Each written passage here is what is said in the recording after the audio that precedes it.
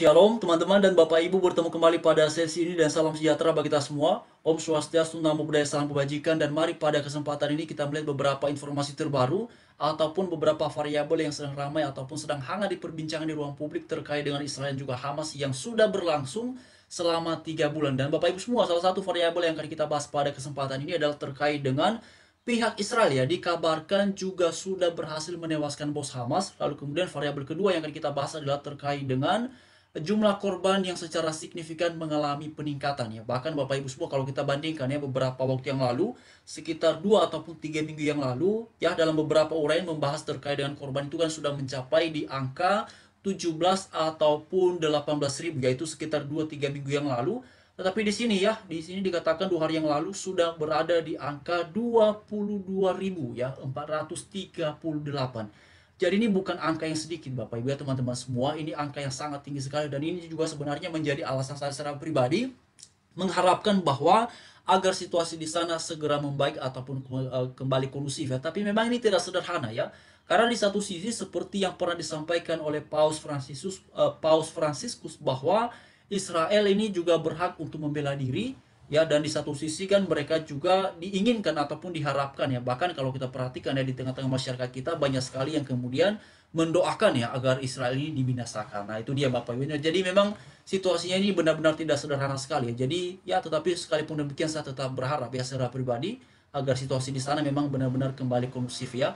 Lalu kemudian mari kita lihat variabel yang pertama di sini terkait dengan tentara Israel, ya.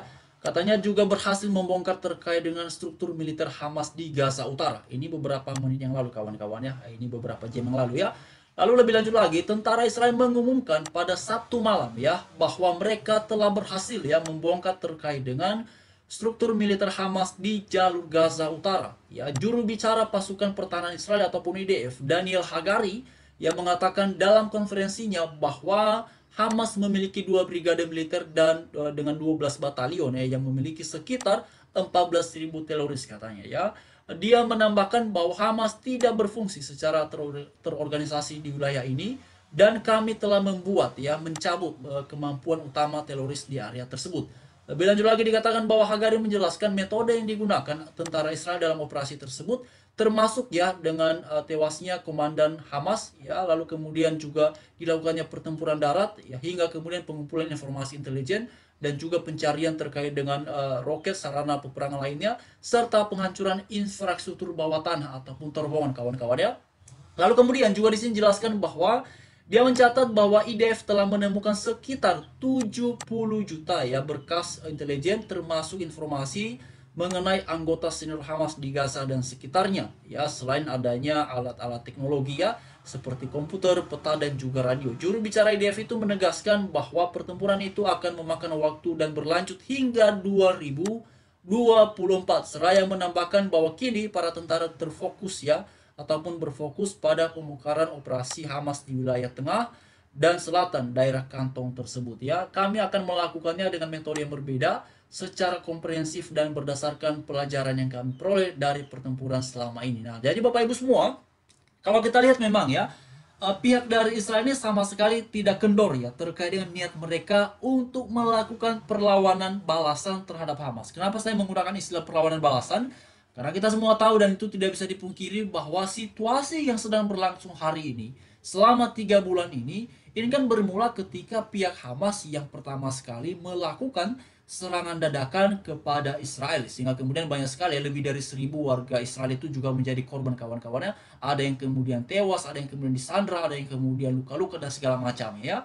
Lalu kemudian Bapak Ibu semua, ya, ini kan sudah berlangsung ini tepat, ya, tanggal 7 Januari hari ini berarti memang tepat 3 bulan, ya.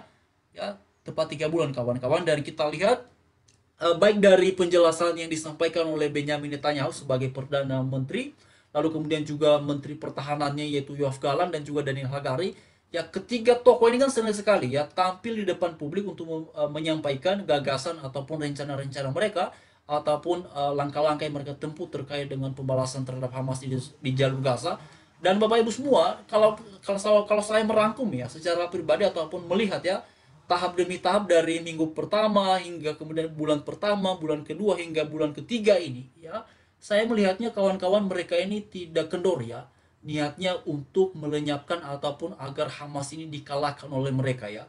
Bahkan kalau kita lihat beberapa waktu yang lalu, ya ini kan banyak sekali juga ya apa namanya pasukan Hamas yang sudah menyerahkan diri ya. Ada ratusan kawan-kawannya yang dikabarkan beberapa waktu yang lalu mereka menyerahkan diri kepada Israel ya. Apakah itu kemudian menunjukkan bahwa ini memang sudah menandakan kekalahan? Ya kita belum tahu ya, karena kan apa yang kita lihat di media ini kawan-kawannya tidak secara menyeluruh adalah gambaran detail ya terkait dengan situasi yang ada di sana. Kan ini hanya apa namanya kawan-kawan, saya lihat ya mungkin kalau dipresentasikan kurang tahu ya, tapi saya melihatnya tidak mungkin sedetail yang ada di lapangan kawan-kawannya, karena kan ya tidak semua, apalagi kalau kita perhatikan di dalam banyak pemberitaan ini kan, kalau karena sudah ada yang berpihak ya, kelompok A berpihak kepada kelompok B, lalu kemudian kelompok C berpihak kelompok D dan segala macamnya. Jadi ya ini memang akan mempengaruhi ya bagaimana pada akhirnya informasi-informasi itu akan disajikan. Nah, karena itu kawan-kawan, saya secara pribadi selalu berupaya ya untuk menghimbau juga dan mengajak kawan-kawan, selain daripada saya coba share-share, bagikan informasi-informasi pembandingan, saya juga berharap teman-teman bisa menyampaikannya, gagasan ataupun opini. Mungkin ada informasi-informasi yang teman-teman lihat juga, ya kita bisa kemudian membahasnya bersama-sama ataupun untuk ikut melengkapi. Karena itu silakan ya dituliskan di kolom komentar yang tersedia. Lalu kedua, Bapak Ibu semua, terkait dengan jumlah korban yang mengalami peningkatan secara signifikan. Nah, memang sebenarnya sampai hari ini saya melihat bahwa mengenai korban ini sering sekali ya dijadikan sebagai alasan oleh beberapa kelompok ataupun beberapa pihak tertentu menyampaikan kecaman terhadap Israel, lalu kemudian kecaman ini didalilkan pada keprihatinan terhadap kemanusiaan. Tetapi begini kawan-kawan, ya, saya secara pribadi sangat prihatin dan tidak menginginkan, tidak mengharapkan ya korban seperti ini. Wah, kasihan kawan-kawan ya. Saya tidak bicara ini apa namanya dalam konteks wah apa namanya ini kan bukan seagama dengan saya, bukan sekeyakinan dengan saya, karena itu kan tidak ada hubungannya. Ini kan murni situasi politik kawan-kawan ya. Tapi yang paling penting adalah ini kita coba lihat dalam konteks perspektif kemanusiaan. Jadi kalau selama ini kita lihat ada beberapa orang yang begitu bersemangat sekali ya menyampaikan kecaman ataupun kemudian mengutuk Israel dan segala macamnya ya. Mereka mengutuk Israel karena ada serangan-serangan, karena banyak warga yang kemudian menjadi korban. Tapi anehnya kawan-kawan ya, ataupun yang kemudian menjadi tampak lucu ataupun tidak biasa itu adalah ketika Hamas yang menyerang, ya orang-orang yang mengaku prihatin terhadap kemanusiaan ini juga orang-orang yang paling hampir berada di barisan terdepan bertepuk tangan ketika pihak Hamas melakukan serangan kepada Israel. Coba kita ingatlah beberapa waktu yang lalu itu ya, ketika Hamas menyerang Israel. Ya, ini kan Israel belum melakukan serangan balasan kawan-kawan ya.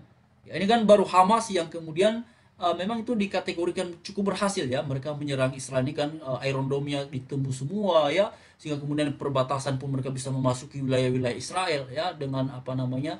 Apa istilahnya itu kawan, kayak macam terjun payung gitu ya, tapi bukan itu istilahnya kawan-kawan. Saya lihat beberapa waktu yang lalu itu ya. Lalu kemudian oleh beberapa tokoh ya, bahkan ada politikus yang kemudian wah memuji katanya. Ini adalah terobosan katanya ya. Jadi serangan Hamas itu kawan-kawan yang menewaskan banyak warga Israel ataupun banyak sekali menjadi korban lebih dari 1.000, itu dianggap sebagai terobosan dan tidak ada yang bicara terkait dengan keprihatinan terhadap kemanusiaan. Tetapi tidak berselang lama, Israel menjadi marah dan mereka melakukan serangan pembalasan yang berkali-kali lipat lebih dahsyatnya.